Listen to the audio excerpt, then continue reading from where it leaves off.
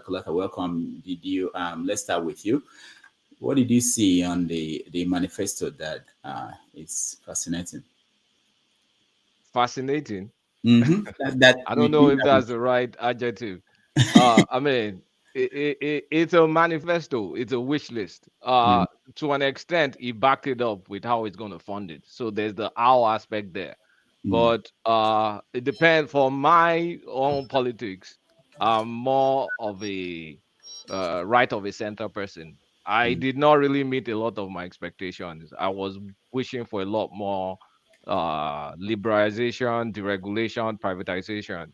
And for the people that are leftist, it didn't go as left as possible for them. So it's kind of like a wishy-washy manifesto in the middle of the road. I think I scored it 6/10.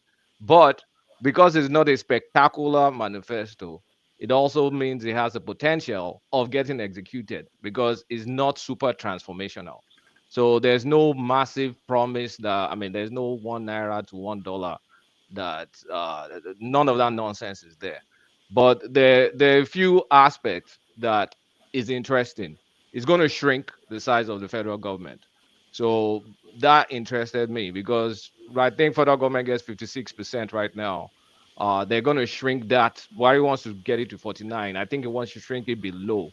So more money will go to the states and the LGAs. And of course, they're going to reform to make sure the local government is autonomous from the state because a lot of states right now control the local government. So there's no local development in LGAs. So his plan is to shrink federal government, but it can only shrink executive. It cannot shrink what's it called? It cannot shrink the legislative branch. So that part interests me. Another part that interests me is his approach to budgeting. He doesn't want to keep budgeting with the prices of crude oil. We'll be budgeting based on how much we want to spend. So there will be more certainty in what can get developed, what can be done, rather than if crude up goes up, we want to spend more. If it goes down, then we shrink our budget. I mean, you can't build a country that way. So we're moving closer to the way the America of the Europe budgets. But what does that mean? It means there will be more debt.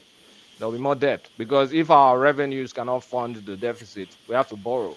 So it's now what are you going to borrow for? So that part is interesting to me because we're not over borrowed. We're still under borrowed. We just are not a very productive country.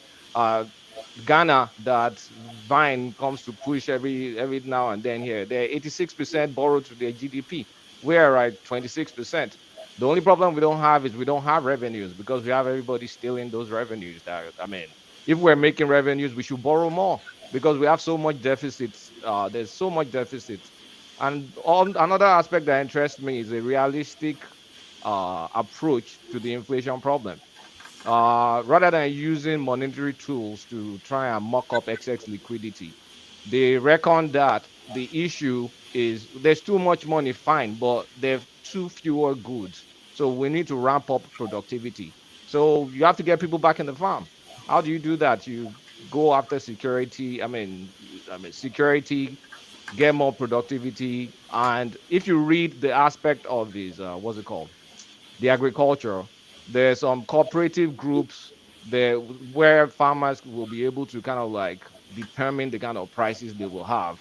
There's also I can't remember what they called it, a way where you can organize and rent equipment and tractors and be able to mechanize farming. And it also had another section about greening back some areas of the savannah for this climate change issue.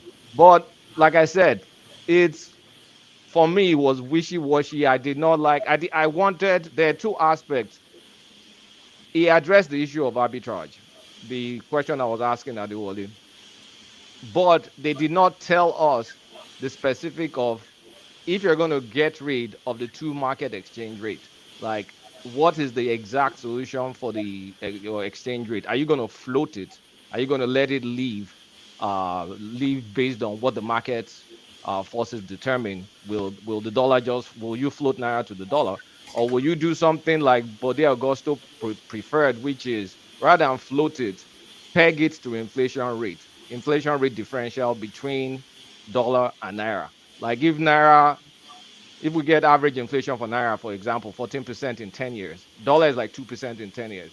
So use that difference between the dollar and the naira, which is 12%, and depreciate the naira annually based on that level. They didn't give us that specifics. So I did not like the fact that I didn't give us the specifics. It wasn't bold with restructuring. They put a lot of items that should get restructured.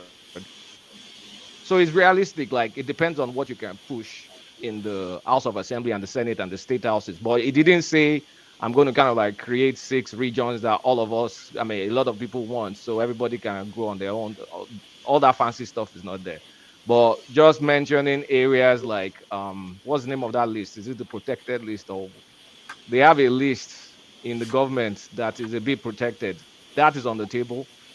State, I mean, the security for state is on the table, and also community police on the table. But power, a lot of talk about generation, not a lot of talk about transmission. Transmission is our biggest problem right now. So I think it's trying to not rock the boat with Buhari's deal with Siemens that they're buying transformers. But where we need the boldest action is power transmission. It was silent on power transmission. That was disappointing to me. So across the board, I mean, it also covered digital economy. That one, that part, I like that part because, uh, last time I was in the platform, I talked about outsourcing. They did talk about outsourcing, that they need to outsource jobs. India made 6 billion. We should be able to make. I think I projected we should be able to make $1 to $2 billion if we do it right. I mean, funding startups, funding some Nollywood aspect. So it is not a transformational manifesto by any means. It's an incremental manifesto. So it's boring. It's a boring manifesto. But when you think about it, it's an achievable manifesto. But it has to buck heads with some of these party people, because there's no way you're gonna you're gonna stop the arbitrage in CBN, that you will not get into fights with politicians. That's where they make money. So, and there's no way you're going to cut. I mean, fuel subsidy, I think the whole country kind of like knows we have to do it. So that one too is on the table. But what I really want from him is tell me the specifics is what you are doing to that currency, to that exchange rate. Because if you don't fix that, we're joking. What is he doing with the fuel subsidy? Was it specific? It's going to remove, yeah, it's going to remove fuel subsidy, and then they're going to is well specific in fuel subsidy. They're going to remove fuel subsidy, and then they're going to subsidize other aspects of life, but not. Uh, I mean, that one was pretty clear to me. But the one for the exchange rate, it was word salad. It was saying we'll work with CBN, one thing, one thing. If there was no specific saying I'm going to float the naira. So And I'm not. I don't trust that part. I don't trust that aspect.